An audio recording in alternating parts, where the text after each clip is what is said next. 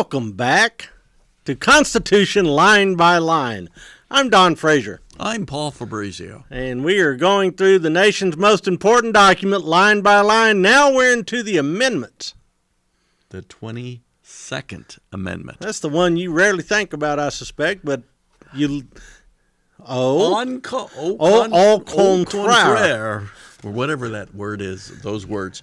It shows up every time we have a president who thinks they're popular.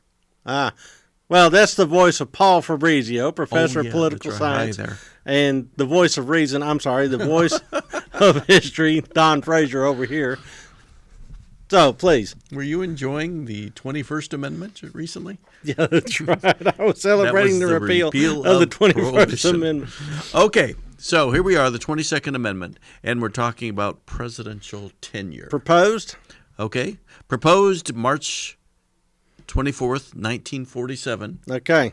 Ratified March 1st, 1951. So this took a while. Took a while to grind it out. 4 years to get this one done. All right, okay. Read the line and we'll explain why. Okay. No person shall be elected to the office of the president more than twice. And no person who has held the office of president or acted as president for more than 2 years of a term to which some other person was elected president shall be elected to the office of the president more than once. But this article shall not apply to any person holding the office of president when this article was proposed by the Congress, and shall not prevent any person who may be holding the office of president or acting as president during the term within which this article becomes operative from holding the office of president or acting as president during the remainder of such term. That's Section 1. Section 2. This article shall be inoperative unless it shall be ratified as an amendment to the Constitution by the legislatures of 3/4 of the several states within 7 years from the date of its submission to the states by the Congress. So, 7-year timer on this one. 7-year time on this one, too. Want to point out that the previous amendment asked for a convention of the states for ratification. And this one asked for the legislatures to approve it.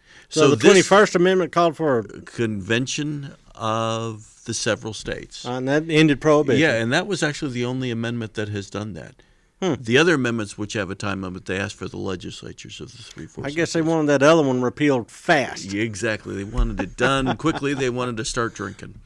So this one, what it held, this is a Republican response to Franklin D. Roosevelt and his getting elected 4 times and serving 12 years as president. They said, you can't be president, you can't be elected president more than twice, and you can't serve more than a total of 10 years. So this is the first time term limits raises its ugly head. You got it. Now, Washington served 2 terms, right, and that set the precedent. Yes.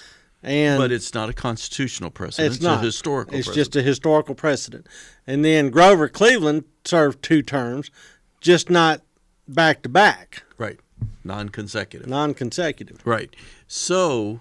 And other presidents have served 2 terms. Yeah. That was the precedent. So Franklin Roosevelt came along, and, there was a big cry in 1940 when he was running for his 3rd term. Yeah. No 3rd term. And he said, we're in a situation where we need steady leadership. Don't change horses in midstream. Exactly. And so he got elected again. And then he got elected again in 1944, even though he was incredibly sick and died within a few months of taking the oath of office. So what we have is Republican response. The funny thing is, the first time people really rebelled against this was when a Republican was in office, and that was Ronald Reagan. Wow. And people said, we need to repeal the 22nd Amendment so Reagan could have a 3rd term. So we could see him all the way through Alzheimer's. Yeah. And Reagan, of course, was a Republican. This was a Republican idea to prevent any president in the future from serving that often. And so that's again another manipulation of the Constitution. Yes. For specific and kind of present day issues Right. without thinking about long-term consequences. Right, and it cheapens the document, in my opinion. And there were people who said you're cheapening the document. You have a political issue. You need to defeat presidents if you don't like them at the ballot box or the Electoral College. You don't need to change the Constitution, but it was the will of the electors, more correctly, the will of the elected, to go ahead and make the change to the Constitution. And you think about presidents who've really run up against it. It did not apply to Truman, who was president. He could have been president for life. He could have been president again and again, but he chose not to. So the first president who really had to deal with this, believe it or not, was Ronald Reagan. And Ronald Reagan, no, he was not going to run for re-election, even though he sort of encouraged that. But as you said, there was some indications that he may have been starting to suffer from, if not Alzheimer's, but some memory-related issues when he was president. And then you think about it after that, George W. Bush was not in the situation where he could run for re-election. I think Clinton would have liked to have been president Bill Clinton would have liked it, but because he had been through the impeachment, there wasn't any sentiment for it. But then sediment. And then you go to Barack Obama. And there's people that would have gladly drafted him for a third term. Right. Or fourth term or perpetual. Exactly. And then there are people, including the current president, President Trump, who have been saying, maybe another term should be in the offing. So not just 2 terms, but maybe 3 terms. And to do that, you're going to have to change the Constitution. Boy, I like the turnover. I like the idea that it's the American people who make the decision. Correct. And this takes it out of the hands of the American people.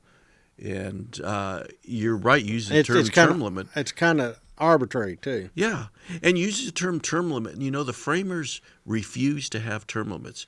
You can be reelected to Congress, either the House or the Senate, as often as you want. You can be on the Supreme Court forever. Yeah. But for president, you get 2 terms. And I just have problems with it. I do, too. I have issues with artificial limits like that because you need to energize the electorate to change the politics. Right. Just throwing these sort of arbitrary lines in the sand. Yeah.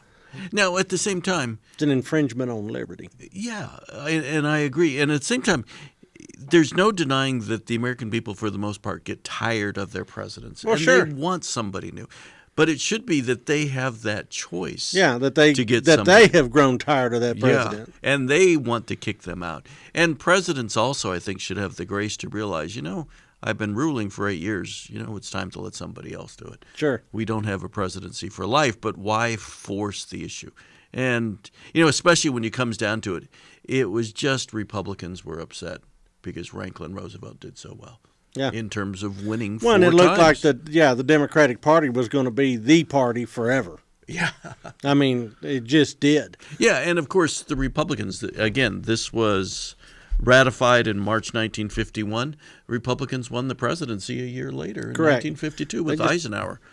People just are so short-sighted. Yes. They think that the immediate political crisis is the new reality. Right. When the only thing that is absolutely consistent in American politics is it's never going to stay the same. Exactly, and we forget that. I remember when I was in grad school in the early... That's because we're babies. Okay, there you go. There we go. We're babies. I've just analyzed it. I remember when we were in grad school, we talked about the fact that the Republican Party, this is in the early 1990s, was going to win the presidency forever. There would be no chance that any Democrat could win the presidency.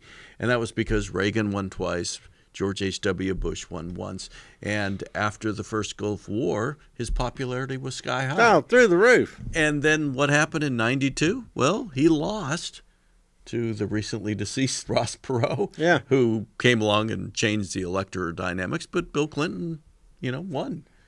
And he said, read my lips, no new taxes, then raise taxes. Yeah. And believe it or not, at the same time, what was going on? The House of Representatives was solidly in the hands of the Democrat Party. And it had been in the Democratic hands from 1954 on. So there I was in graduate school in the early 1990s. Everybody was saying, you could find books about it, everybody was saying the Democrat Party is going to have control of the House of Representatives forever. Yeah. In 94, they lost control and went over to the Republicans and Newt Gingrich. And the books went to half-price books shortly before being turned into pulp. And there mulch. you go. So be careful of these predictions. Be careful of what we say. We're speaking in a context, a certain time. I'm just speaking in a much longer context than he is. Because he's a historian. Long-term memory, short-term memory. There you go. Okay, anyway, anything else to say about this? The 22nd Amendment limits the president to 2 terms, 10 years total. And it's because of crybabies. Okay. And one of the things I just have to bring this up is, and this occurred when Bill Clinton was ending his time as president, and also Barack Obama was doing it too. People would go through all these machinations. You can only be elected president twice. And they were going, well, what if, and we'll use Bill Clinton as an example, Al Gore, his vice president, ran for the presidency. Bill Clinton ran as the vice president. And then they killed Al Gore. No. Al Gore would voluntarily step down as president after 2 years, so Bill Clinton could serve for 2 years as president, and then we could get 10 years of Bill Clinton. And the same thing happened again with Barack Obama, too. You know who else does that? The former Soviet Union. That's kind of the way Putin did with his prime minister. Yeah, with Medvedev. Dmitry Medvedev. Yeah, that's exactly right. Yeah. So, why don't we just follow a Russian model since we love the Russians so much? Yeah, getting around the 22nd Amendment is, you have to go through that kind of machinations, and I think the American people would be smart enough to go, nah. Yeah, this doesn't pass the smell. Yeah, I think let's get rid of the 22nd Amendment, but anyway. So, you've got one on your hit list. Yeah, I do. It's not high up there, but yeah. So I'll swap you the 17th for the 22nd. No. I think it's time to move to the 23rd. All right, we'll do the 23rd next time.